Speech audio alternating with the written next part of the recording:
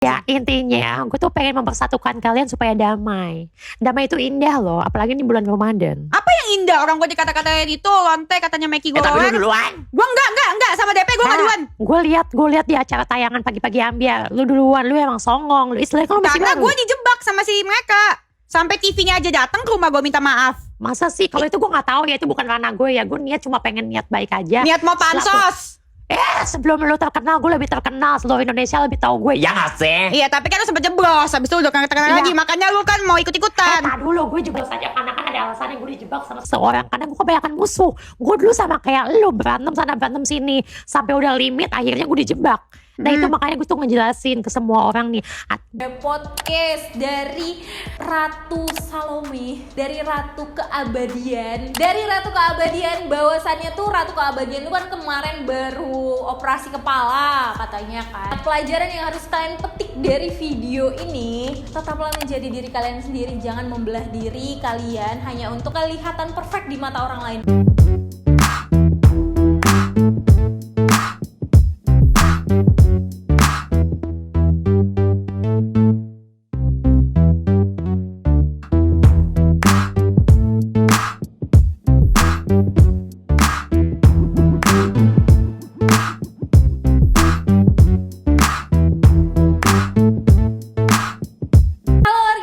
Selamat datang di konten Warga 62.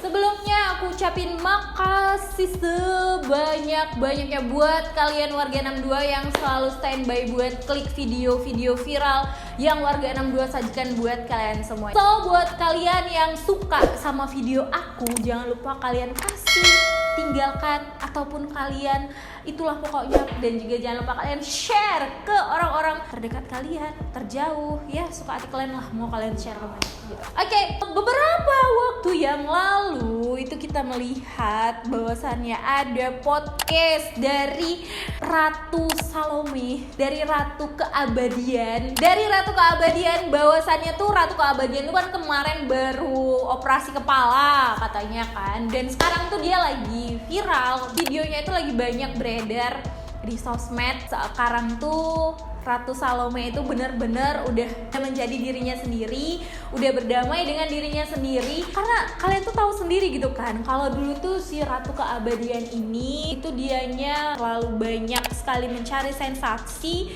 dengan ribut sama beberapa artis, sama beberapa, ya pokoknya mencari keributan gitu kan, cari sensasi. Dan kemarin itu kebetulan karena dianya ketangkap kasus narkoba, penyalahgunaan narkoba, sehingga Ratu Keabadian kita itu vakum dari dunia entertain dan menjalani masa tahanannya hingga sampai akhirnya dia tuh keluar lagi dan berkarya kembali dan menjadi dirinya sendiri. Kemarin tuh tenar waktu baru keluar Kodam ya kan.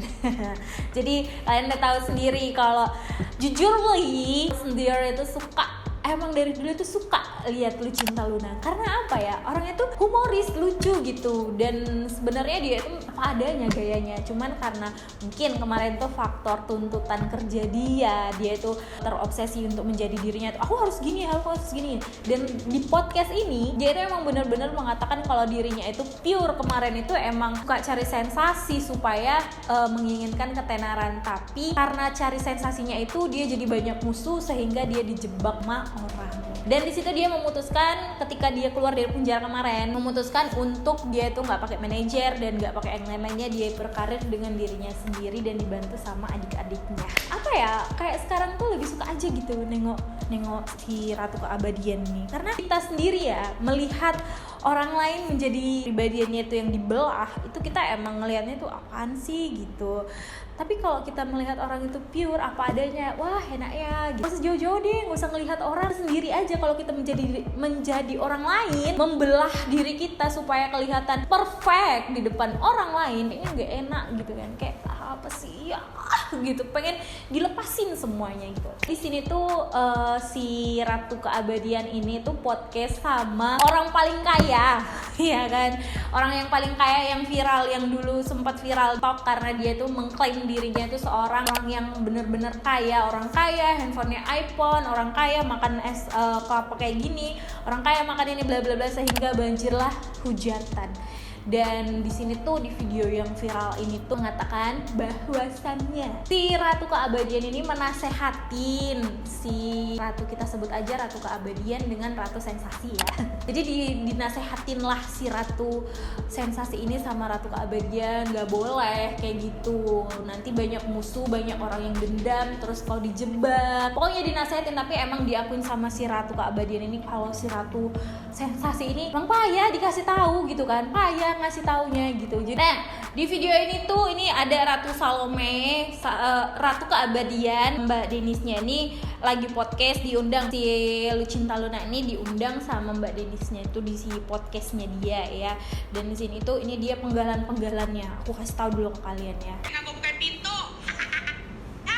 Tuh, DP, berarti lu gak berani sendiri lawan gue. Tolong dong dibikin teka-teki lagi. Di bengkel mana itu?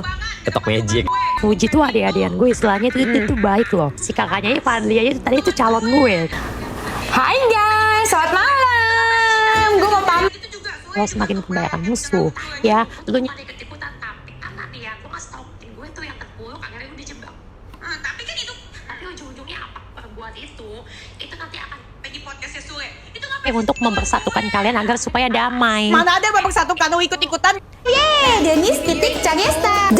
Cinta ini apa ya? Hai, kembali ke kontrakan Denis. Kontrakan Denis suka-suka Denis. Jadi bintang tamu kali ini adalah orang yang pernah datang untuk minta sumbangan ke depan rumah gue, nggak gue bukain pintu.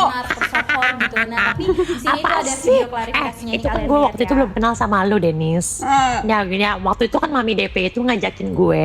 Tuh, DP, berarti lu nggak berani sendiri lawan gue. Enggak, bukan kayak gitu. Nah, gue tergerak hatinya dong untuk ngebantu Mami DP untuk mempersatukan kalian agar supaya damai. Mana ada babak satu kalau ikut-ikutan ngata-ngatain gue sampai di podcastnya Sule. Itu ngapain sih cadel gitu juga. Sule juga tuh pelawak yang udah nggak lucu Tadi lagi. dulu, gue tuh bukan ikut-ikutan, tapi gue tuh menjelaskan kepada halayak ramai bahwasannya apa yang lu perbuat itu nanti akan kena imbasnya di kemudian hari. Karena apa?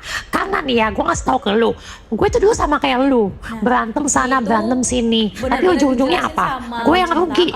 Gue yang rugi semakin banyak musuh, semakin gue tuh yang terpuruk, akhirnya gue dijebak. Tapi kan itu kan gue dikata-katain duluan sama DP. Iya, gue kan nggak tahu ya kalau itu bukan ranah gue ya. Bukan karena lu ngapain lu ikut-ikutan? Ya tak dulu. Intinya tuh ya, aku tuh pengen mempersatukan kalian supaya damai.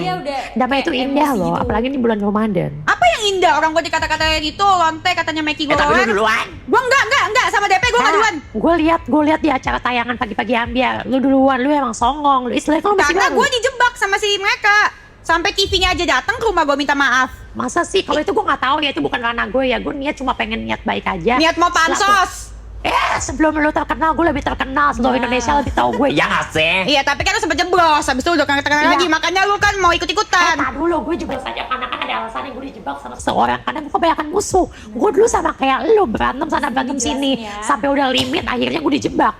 Nah itu makanya gue tuh ngejelasin ke semua orang nih, Denis hati-hati Denis, lu kalau semakin kebanyakan musuh, ya lu nyebar-nyebar apa namanya hoax, fitnah segala macem, Enak aja sana hoax. berantem sini. Si DP bilang gue lonte. Anak gue gak pernah jual diri. Tapi lu ngatain dia duluan kan? Enggak, dia yang ngatain gue duluan. Apaan Gue ngatain si sih? Uya. Gue tahu Mami DP tuh hatinya lembut, selembut sutra. Emang lu pernah lihat hatinya? Dia baik kok, dia udah ngebantuin gue dari gue masuk penjara, terus dia naikin gue lagi masuk ke TV. Nah, Mana buktinya dia ngatain lu? Enggak, Ngatain sekarang? kenapa? Ada ngatain, nanti gue cari Mana? videonya. Nanti cariin terus tayangin ya. Enggak, Gue dia mah nggak ada tahu. bukti-buktinya Iya semuanya. mau dia ngatain apa, yang penting intinya gue sama Mami DP itu udah kayak kakak ade, udah mama anak. Oh gitu, emang sekarang lu masih di kontak sama dia? Kalau kontrak, masih kontrak gimana? Masih kontak? Ada kontak kan? Masih, gue masih berteman, gue masih follow-followan. Gue sekarang iya semenjak gue keluar di penjerong ya Denis, gue tuh nggak mau berantem. Apaan dong jas-jas gue DP langsung ke rumah gue sama DP. Anjing. Kamu tak dulu. Bukan masalah kayak gitu, gue tuh niat datang ke rumah lu karena kan gue pengen apa sih, ada apa sih Mami bisa rame-rame kayak gini. Itu loh Denis begini ya gue mikir dong, gue sebagai orang awam, gue kan nggak tahu apa-apa. Oh, aku tahu solusinya. Dari situ harus dikasih pencerahan, harus dijitak dulu biar dia sadar supaya dia tuh nggak salah langkah ke depannya. Ya wajar dong. Biji. Kok biji sih? Secara apa yang lu perbuat itu tuh udah fatal banget. Loh, kan gue jujur, mereka semua nyenggol-nyenggol gue, ngata-ngatain gue mau Tapi kan pansos. awalnya lu songong, lu kan artis baru ya wajar dong, semua artis senior aja lu babat. Ya masa itu mereka semua dia ke gue ke TV, mereka gue dikata-katain lu kan bukan artis apa segala macem. Tapi ini kan terjadi karena perilaku lu, sifat lu yang emang songong ya. Gue tuh beberapa hari ngeliat lu FYP di TikTok lu ngata-ngatain para artis senior, bukan Mami Devi aja. Karena mereka duluan yang ngomongin gue nggak mungkin ngomongin Nggak mereka dulu. ada pokoknya sepilah gitu lu ngomong katanya artis purba lah segala macem. Emang Lu mereka nggak semua boleh. zaman purba. Lu nggak boleh kayak gitu ya. Sekarang sebelum lu lahir mereka terkenal loh sampai Nah, di sini tuh kalian denger ya, kalau dia itu mengklaim dirinya itu gue bukan artis, tapi artis tuh mengartiskan gue. Kayak gimana pokoknya kayak gitulah kata dia gitu kan. Semua artis pengen ketemu dia.